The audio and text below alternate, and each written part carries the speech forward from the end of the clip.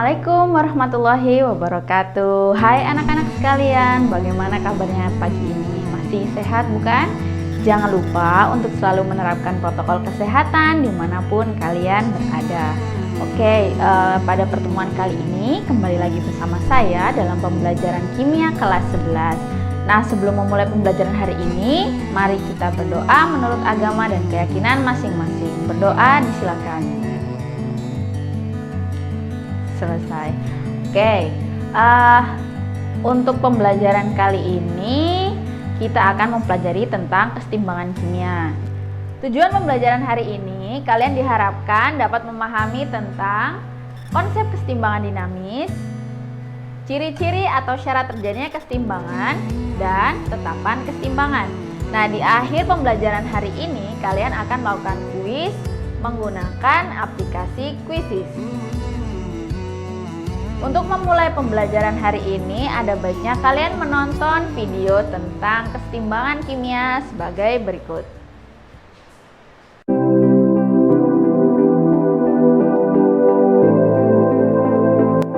Sebuah reaksi kimia pada suhu yang tetap dan sistem yang tertutup adalah syarat terjadinya kesetimbangan, di mana laju reaksi ke kanan sama dengan laju reaksi ke kiri.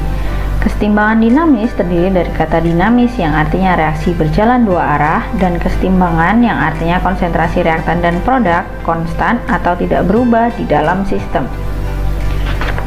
Berikut adalah contoh reaksi satu arah pada handuk basah. Molekul air dengan energi yang tinggi akan menguap dan penguapan terjadi terus-menerus hingga handuknya kering dan memenuhi persamaan reaksi tersebut. Reaksi ini terjadi pada sistem yang terbuka.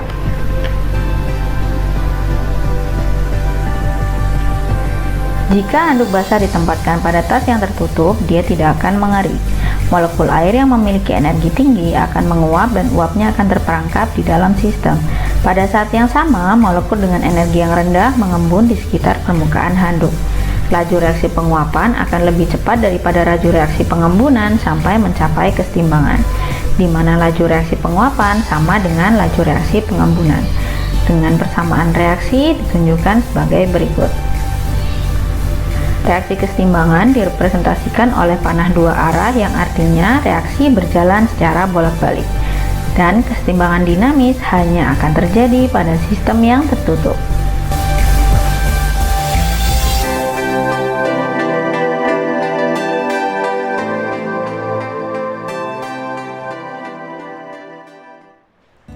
Bagaimana videonya? Apakah kalian sudah memahami tentang kesetimbangan kimia? Atau kalian malah bertanya-tanya? Itu bagus, tidak apa-apa. Itu berarti sudah ada proses berpikir di benak kalian. Nah, untuk memahami lebih jauh lagi tentang kesetimbangan kimia, silakan kalian mendownload LKPD yang sudah saya upload di kelas Google Classroom. Di situ juga ada bahan ajar dan juga media pembelajaran sebagai sumber belajar bagi kalian. Nah, silakan kalian berdiskusi dengan kelompok kalian masing-masing selama 40 menit dan setelah 40 menit ke depan nanti perwakilan kelompok akan mempresentasikan hasil diskusi dari kelompoknya. Selamat belajar.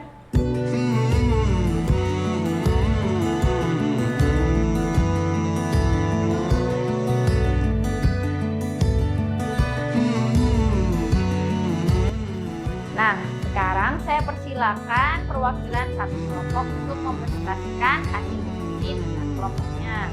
Dan anggota kelompok yang lain dan peserta yang lain diharapkan bisa ikut aktif dalam menanggapi hasil diskusi dari kelompok mereka.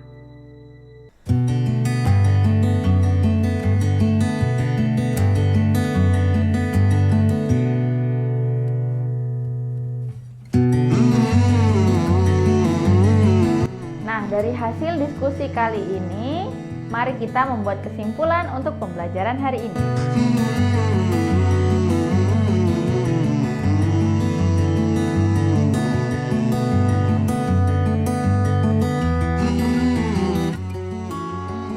Nah, kalian sudah melakukan pembelajaran dengan baik hari ini.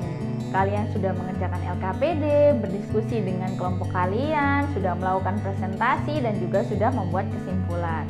Nah, saya akan merefleksikan pembelajaran kita pada hari ini. Yang pertama adalah tentang reaksi kesetimbangan.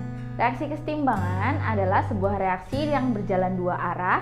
Artinya, terjadi reaksi pembentukan produk dari reaktan, juga terjadi reaksi pembentukan kembali reaktan dari produk yang sudah terbentuk.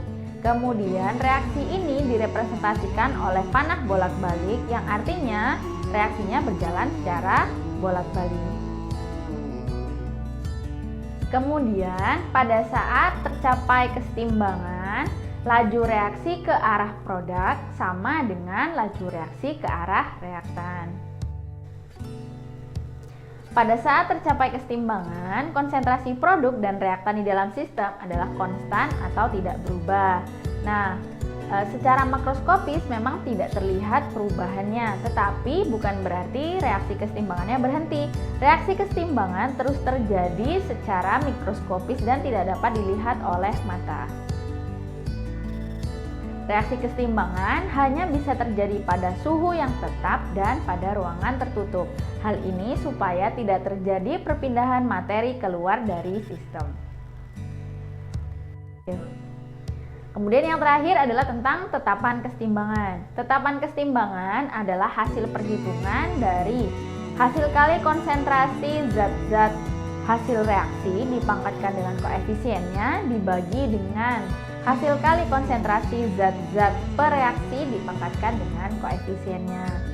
Pada reaksi heterogen, reaktan dan produk dengan fase padat dan juga cair diabaikan dalam perumusan tetapan kesetimbangan.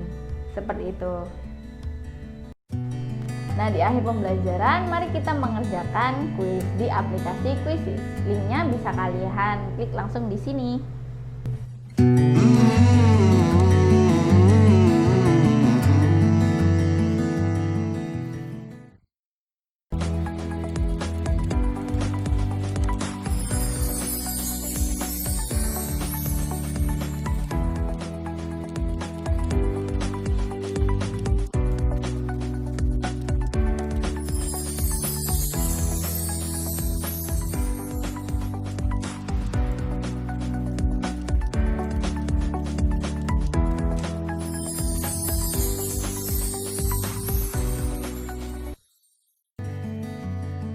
Selamat untuk yang mendapatkan rank untuk kuis kali ini. Untuk kalian yang masih belum beruntung, jangan berkecil hati, bisa dicoba di kuis-kuis yang lain di pertemuan yang akan datang. Nah, sebelum mengakhiri pembelajaran hari ini, ada baiknya kita tutup dengan doa. Dan silakan untuk berdoa menurut agama dan keyakinan masing-masing. Berdoa dimulai. Selesai. Terima kasih atas perhatian kalian dan terima kasih juga atas kerjasamanya. Jangan lupa untuk belajar juga di rumah ya. Sampai jumpa di pertemuan berikutnya. Saya akhiri. Wassalamualaikum warahmatullahi wabarakatuh.